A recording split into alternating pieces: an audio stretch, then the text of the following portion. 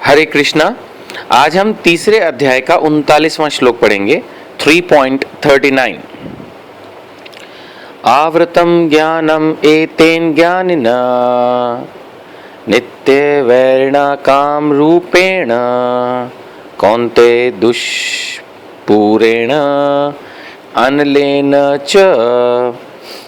इस प्रकार ज्ञान में जीवात्मा की शुद्ध चेतना उसके काम रूपी नित्य शत्रु से ढकी रहती है, जो कभी भी तुष्ट नहीं होता और अग्नि के समान जलाता रहता है।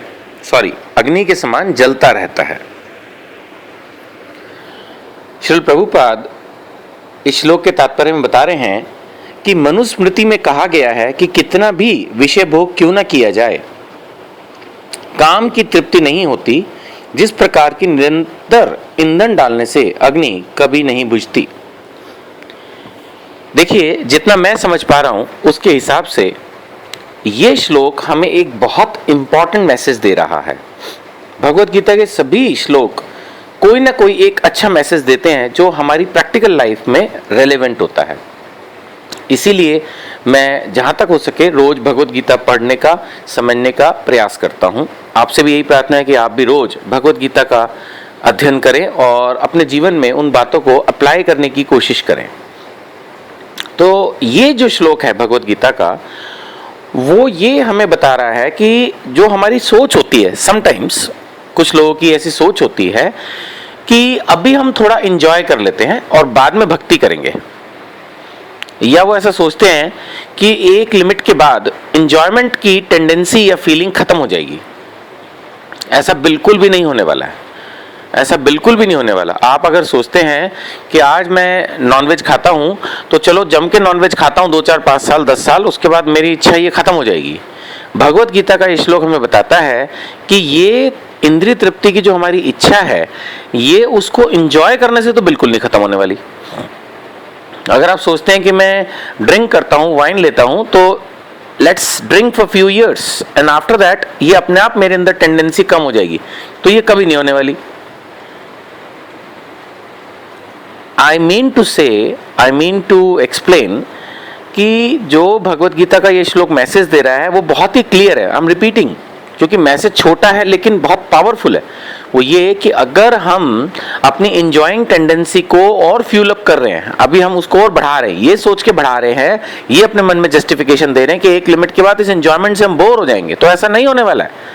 हमारे अंदर ये जो आत्मा है और इसका जो ये शरीर है, ये लाखों करोड़ों अरबों बार बदल चुका है, और वो इसीलिए बार बार बदल रहा है क्योंकि हमारे अंदर ये इंद्रिय तृप्ति की इच्छा है जो हम हर जीवन में और बढ़ाते हैं और बढ़ाते हैं और बढ़ाते हैं। कम करने की नहीं सोचते, इसको इंप्रूव करने की, प्यूरिफाई करने की नहीं सोचते, बढ़ाने की सोचते हैं, और बढ़ाते बढ़ाते बढ़ाते हम सोचते हैं बस अब ठीक है, कुछ सालों के बाद हम भक्ति करने लगेंगे।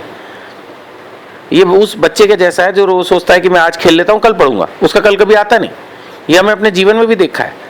हम में से जो इस श्लोक को सुन रहे हैं, समझने का प्रयास कर रहे हैं, उनमें से कईयों की उम्र काफ़ी होगी और वो इस चीज़ को जानते हैं कि ये चीज़ हमारी सोच होती है कि आज एंजॉय कर लो, कल भक्ति कर लेंगे या कल सुधर जाएंगे। वो कल कभी नहीं आता। इसलिए अगर हमें अपने आप को इम्प्रूव करना है, इंद्रिय तृप्ति की इच्छाओं को कंट्रोल करना है, तो वो आज अभी से शुरू करना होगा। मैं पहले भी इस विषय पे चर्चा कर चुका हूं कि ये इंद्रिय तृप्ति ही हमें इस दुनिया में, इस मोह जाल में, इस जन्म मृत्यु के चक्कर में फंसाती है। तो इसका मतलब ये नहीं कि हम भगवा वस्त्र पहन के मंदिर में जाके या जंगल में जाके बैठ जाएं। पहले भी इस विषय पे चर्चा हो चुकी है कि हमें अपनी इच्छाओं को प्यूरिफाई करना है, सत्व गुण की तरफ बढ़ना है, और फिर उससे शुद्ध सत्व गुण की तरफ बढ़ना होगा। धीरे धीरे अपने आप को भगवान और उनके भक्तों की सेवा की तरफ शिफ्ट करना होगा। It will be a gradual process. Overnight button दबाने से हम भक्त नहीं बन जाएंगे। कुछ लोग सोचते हैं let's enjoy till the age of 50 और 60 और 70। एक तो उनको पता होता है कि वो 70 साल जीने वाले हैं और उसके बाद भक्ति करेंगे। आई मीन टू से नहीं पता होता ना, तो हम ऐसा सोचते क्यों है कि हम 50 साल या 60 साल या 70 साल की उम्र के बाद भक्ति करेंगे। क्या पता उस समय जीवन ही ना हो। ये बात भी सबको पता है कि मृत्यु कभी भी आ सकती है, तो फिर हम ऐसा क्यों सोचते हैं कि हम एक पर्टिकुलर एज के बाद सेवा करेंगे भगवान की। हो सकता है कि उस समय वो एज ही ना हो, हमें वो ऑप्शन ही ना मिले।